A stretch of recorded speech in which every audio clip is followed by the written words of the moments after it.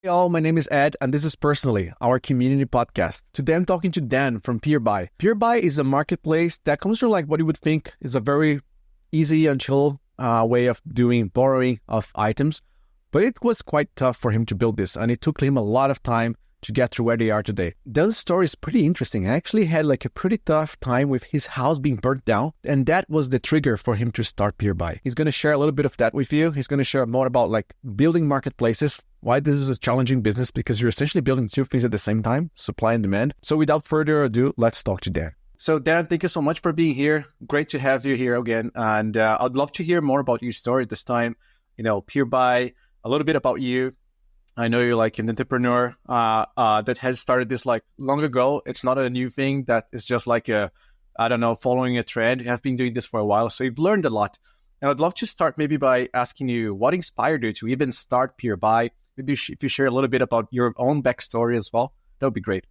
Thanks for having me. And my story starts many years ago when I was a CTO. I worked for a software company. And I lived a very independent life. I didn't need help from anybody. I had my own house, my own car, my own stuff. And that all changed dramatically from one day to another when there was a fire in my house and my house burned down. And all of a sudden, I was forced to depend on the people around me.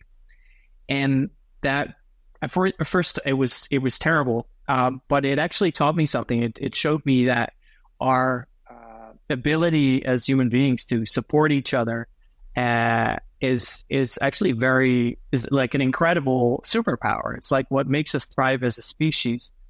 And from that moment on, I it changed how I looked at the world. And when I started to rebuild my life, I started to ask questions that I hadn't asked before. Questions like, does a street with 100 homes really need 100 lawnmowers? And if we collaborate, if we manage to be interdependent as people, and I decided no, I don't think we do. I think there are smarter ways to live because we waste incredible amounts of money and carbon emissions and natural resources on stuff that we hardly ever need. And so I figured, let's create a platform that lets people share these items so that we can create more strong and more resilient communities and save money and preserve the planet. Man, that's awesome. But so you're a CTO. That's a big move, because obviously you had like a stable job, or if you come from working for other companies, you tend to have this mindset of like it's more about stability, or maybe working as part of a bigger team, of a bigger mission, and then you have this very prominent moment of like, this is the thing that I want to do. But between that and actually starting a business, there's the gap there, right? There's more to that. It's like, finding your market fit, defining what scope of your product you're going to launch with, and then like define what's your MVP, right? What was that like, first initial concept of like what Peerby was? Because I would imagine it wasn't called Peerby at the time. It was just like an idea that you wanted to launch and see if this would take off. How was that? Sure. It started off as a desire to use technology to connect people. And I wasn't sure yet exactly how to use that. I had a sense that there was something about connecting, places that have like extra capacity with places that have not enough. Like, how do you bring those two things together? I was thinking, and I was just looking for ways to make that connection serve not just the purpose of connecting people, but also have some sort of economic efficiency that we could improve that way. So I was thinking maybe there's people driving cars. Like most cars have 3 empty seats driving around. Is there a connection that I can make there? Well, there's already companies that are doing that. I was thinking about maybe restaurants that bought too much food and have a surplus now. Maybe they can sell that to restaurants that are somehow they don't have enough or something like this. I was thinking about how do you create connections that are and improve efficiencies. And after doing a lot of research and thinking through it, talking to it about other people, I read a book called "What's Mine Is Yours" by Rachel Botsman. She was one of the first people to spot the sharing economy, or collaborative consumption, I think she calls it. And when I read that book, I realized this is something I want to work on. And I started looking at the cars. Clearly, a lot of people were already trying to solve the issue with cars. And then I started looking at consumer goods. And I realized this has not been solved yet. Let's see if I can do something here. That's awesome. I like that a lot. And I mean, I'm a little bit biased because community is part of my role, is part of what I do. And I feel that sometimes we misuse the term. I think you really brought like a good point, because when we think about communities, a lot of people think it's more about joining a forum or, being like logged in this specific platform and being a member. That's one thing for sure. That's one element. But I feel that's there's a concept in Japanese called ikigai, which is about, things that you can do, that you're good at, that the world needs, and that you essentially have passion by doing. And they kind of like westernized it a little bit to make it more about career, money, of like, hey, people can pay for you to do this thing. That's your great ikigai. But it's more about, to your point, serving. It's about like, do we need all of that for just this amount of people? Can we serve? Can we give back? Can we share what we have and then borrow from someone else and do that, as a community? And that's the other sense of community, which is a more, let's say, human side of it. And I love that aspect, because you're bringing this to a business, and this makes completely sense. But I would imagine that not everyone thinks like that. And not only that, I would imagine there are other things that comes to play when you think about building this as a solution, right? And you probably have different challenges when you start to think about, okay, how does that look like in practice? What are things that maybe we're not thinking about that, that turn into an actual issue as you started to launch as a product, or things that you anticipated, but they were like different to like what you assumed to be? Could you share a little bit about the challenges you had as a business? Sure. The funny thing about the sharing of goods is it's probably the simplest idea to explain. Borrowing things from neighbors. It's very obvious to a lot of people when they hear it. They're like, yeah, that makes sense. I have a lot of stuff, or I would love to borrow a surfboard when I'm somewhere. So people get it immediately, and that makes it sound like it's an easy idea to execute as well, probably. But I found out pretty soon that it's actually a very challenging thing to do, and the reason for that is it's a two-sided marketplace, right? And two-sided marketplaces are hard to build, because you're not, in a way, you're building two companies at the same time. You're trying to build a proposition that people on one side like, and then they're trying to create, the proposition for the other side. And then you somehow have to figure out how that comes together and becomes a platform. You have to balance the supply and demand. It's all, it's not easy to build a marketplace. But we're not building one marketplace. We're building a new marketplace in every neighborhood, pretty much from scratch, over and over again. So we're building tens of thousands of marketplaces. And for not one product, not just for cars, but for 10 or for thousands, actually, of different product categories. And then not for high value items like real estate, but for pretty low order values. In fact, a third of the sharing on our platform is for free. And then low frequency, because this is specifically about things that you only need once in a while, not for the things that you need every day. If it's a toothbrush, then you probably want to have your own. This is about the things that cost a lot, but aren't actually, that used every day. So that is like a Venn diagram of challenges that kind of came together. And we had to invent many solutions, and some of them very counterintuitive to solve these challenges.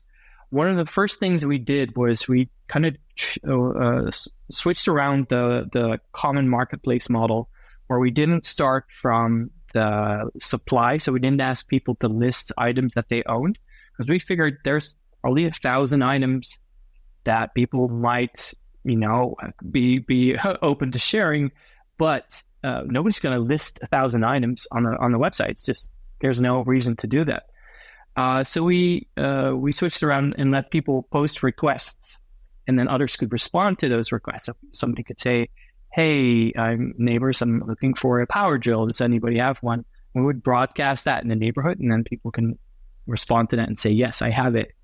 And that was one of our first innovations, and it led to us being, as far as I've been able to tell, the first in the world to create these types of consumer goods sharing exchanges at scale. Because at that time, I had seen many sort of similar ideas pop up, but I found out soon that nobody was like really bringing a lot of people together. Some of them, the most successful ones, were only doing 10, 20 transactions, not even per month, but like in total. Like it was just so hard to create that liquidity in the marketplace, as they call that. Yeah, so that was an exciting first step, but then we still had many more challenges to solve. I won't go into every one of them, because then I think this is going to be a full day of podcast. I'm very curious to hear everything, but it's such a good point that you mentioned. Several other questions that would come to mind. Just like the fact that you mentioned this aspect of like having two marketplaces in one place, right? It's essentially the demand and the supply. But there's one thing that's very important that you also raised there. You needed to have people in, right? People bought into this idea to be there, offer what they had, but also other people to ask. Was it hard to get your first customers, get people in? Did you have like any specific hacks that you did, or like old school? Let's go after people. Let's knock on doors and tell them if they want to borrow things. What was the journey to like 0 to 1 to start that? I think one of the things that really helped us to launch in the early days is that the press picked up our story. So they and the press loved the story of people sharing. And I remember one morning in the early days of the company, I was sitting in a coffee place that had like newspapers, and we were featured in like 3 of the newspapers on that table. And I think that really helped us build that early critical mass. And for a consumer startup, business to consumer, it's really, a PR can be a great method to quickly reach a lot of people and get to that critical mass. Is that a hack, a sustainable hack? Not really, but it definitely helped in our early days. Yeah. Yeah. I even argued that nowadays it would be slightly different. Maybe PR wouldn't be so helpful. You would probably need like different strategies, maybe with influencers and other tools. But it's great when you have something that will help you propel, like get that first like couple of people in. And I would imagine that obviously as you're getting a lot of attention and people, offering goods, there are probably 2 sides of the trust that would come as a challenge for you. One challenge of trust is more like the good faith trust of like, is this person going to break my thing if I borrow, if they lend it? Or the other side of the trust, which is probably like bigger for like scammers or thieves. So people who are like, just like people who are to steal your stuff, or people who are going to do as a bad faith, trying like scam the system in bad faith to use the platform for other things. How do you cope with that, and how do you deal with that?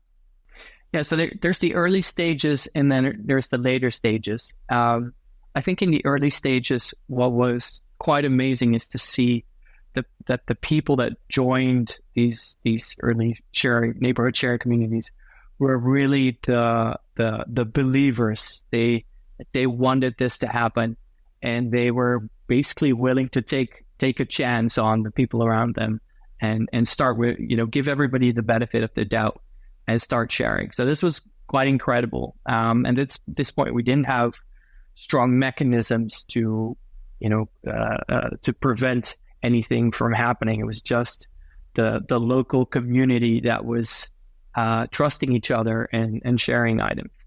And in a way, this is already a very powerful mechanism. The fact that we connect people that live within walking distance, basically, that creates a social mechanism, like some peer pressure to take good care of people's stuff. You're not renting from a company, but you go over to somebody's place, you ring their doorbell, you shake hands, you look them in the eyes, and you get to borrow their product. So I think that is a very strong mechanism that creates very lovely behavior in people.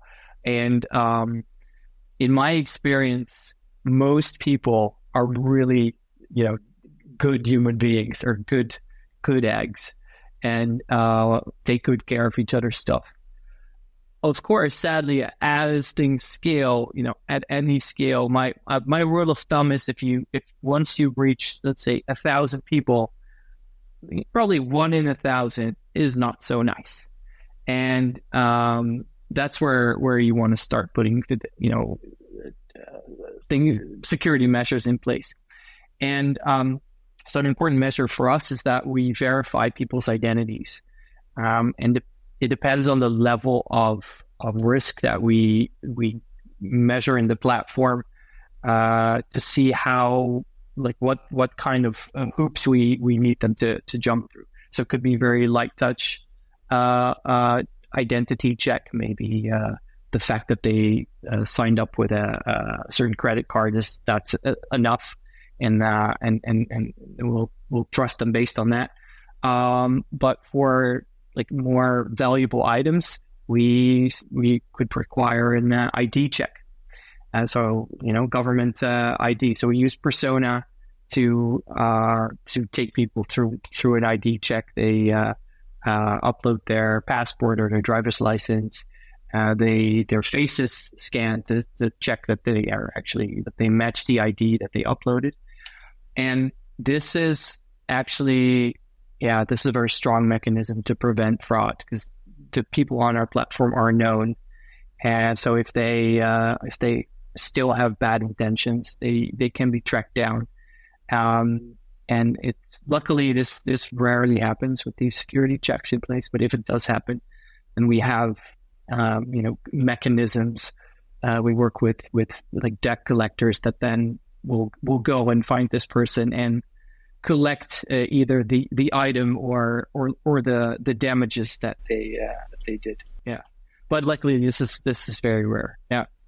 That's good. That's a good thing that you mentioned. I think I told this to you when I moved to SF. I wish there was Peerby here, because honestly, I can't trust much of how the state of the Facebook marketplace works as is.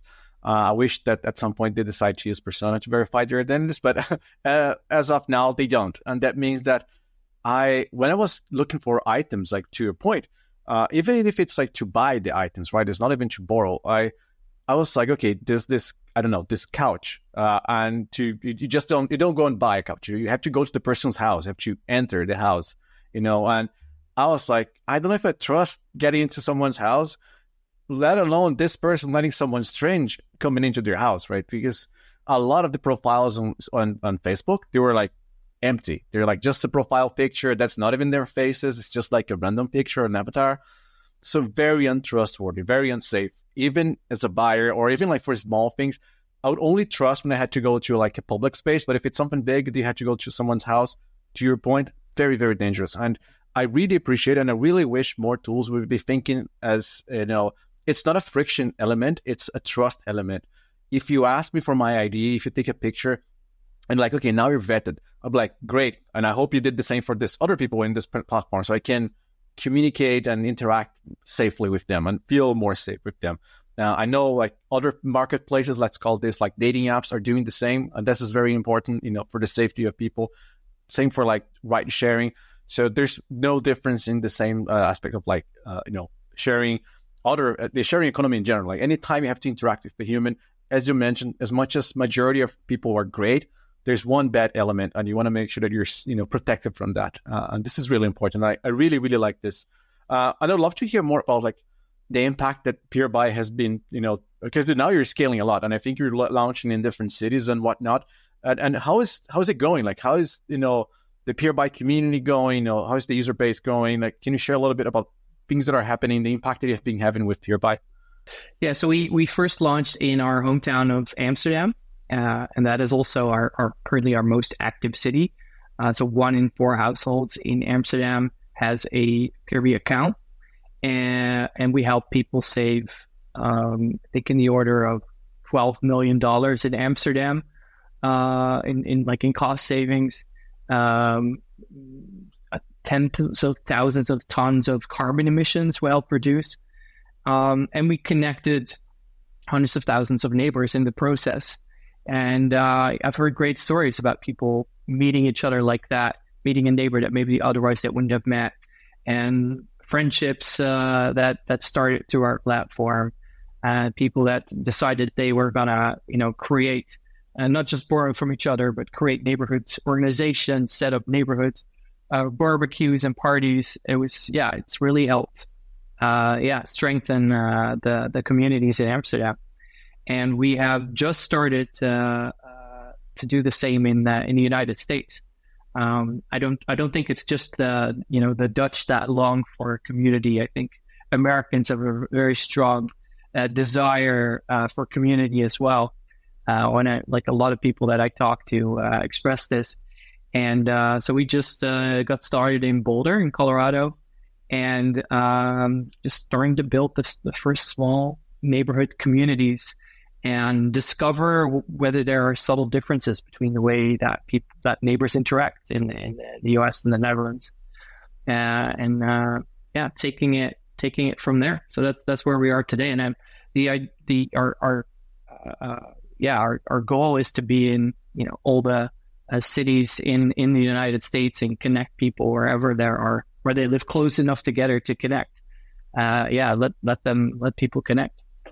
That's amazing. I love that. And you're right, because obviously different cities, and even when we say United States, it's such a huge country that you have a lot of everything here. But I lived in Europe for a long time, about 15 years, and I learned about the culture there, especially Dutch culture. I had a lot of friends there, and it feels like it's a place you naturally trust people, which I love. I think there's a learning curve here, which neighborhoods, let's call it, not people necessarily, but the cities I'm in, what's the agenda of that city, of that neighborhood, and how to make it resonate to them, right? Make it make sense for them if they are, getting into this sharing economy, to get used to it. While we have this, for example, laundromats, you have a lot of this in the US where it's a common thing to share your laundry machine in a space. Maybe there are other things that they're not used to just yet, but it could be a great thing that they learn. They're like, oh, we haven't thought about that. So I feel that there's more that Peerby can do in the American communities as well, which is fantastic. I'm sure of it, yeah, and I see that there is already a lot of this kind of behavior sort of happening through other channels, and there's people gifting stuff. There's these buy nothing new or groups, don't buy groups, something like that. That are very big on Facebook, and and then what is really nice to see is that I think this is the sharing resonates with a lot of different people for different reasons, whether it is because they want to build community, or whether it is because they want to preserve the planet, or whether it is that they simply want to save some money or earn some extra money. It's something that brings people together, many different types of people, and sort of bridges some of the differences that are keeping people apart nowadays. So yeah, really, really excited to see how we can help bridge the gaps between neighbors. That's amazing. Yeah, I'm looking forward to it. And I have another question for you, Dan. That's more about how old is actually Peerby now? It's been on for a while, right? So it's over a decade old now. So I like to joke sometimes that we're the oldest startup in the Netherlands, and the reason we're so old is that this are the reasons I mentioned. So it's a very challenging business model to figure out how to create just how to connect people, but also how to create a viable business around it. Yeah, and it's where our competitors stumble and fall.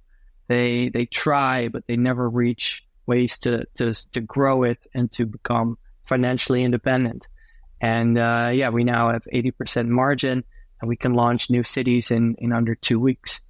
And this is really something that we had to tweak and learn and test over many, many iterations. And to me, it's also a testament to the fact that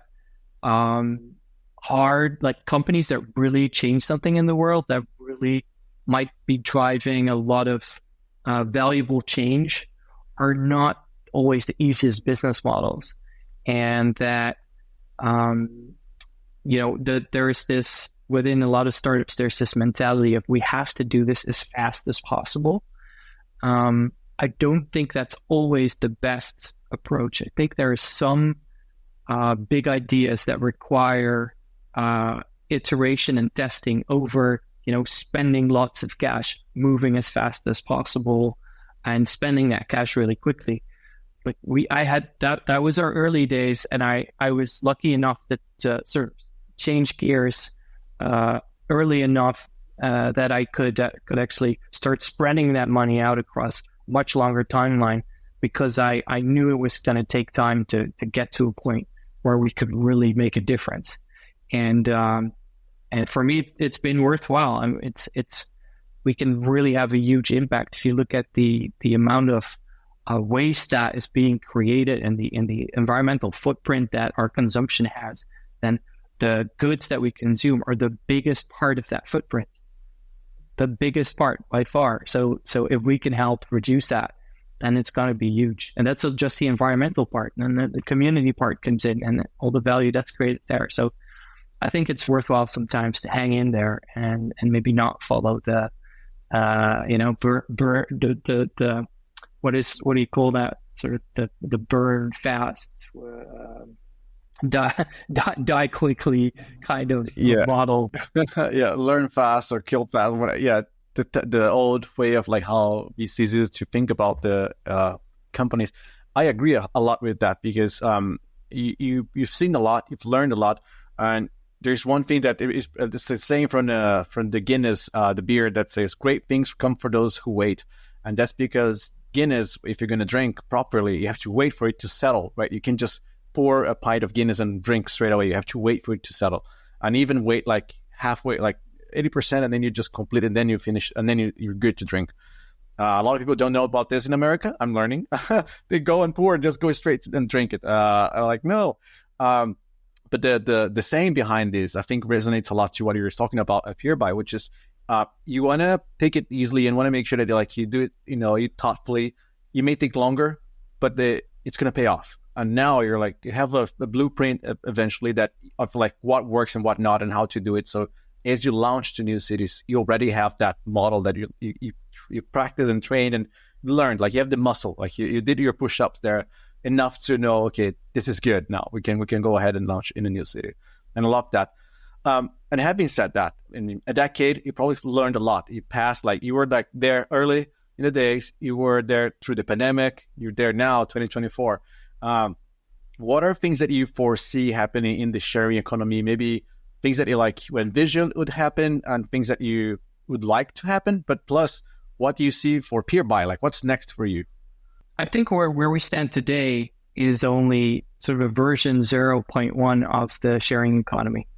I like to think about the history of Netflix, how they started out as a company that was putting physical DVDs in the mail and sending them out to people. And then when the bandwidth of the internet became wide enough to actually stream movies, they switched to that.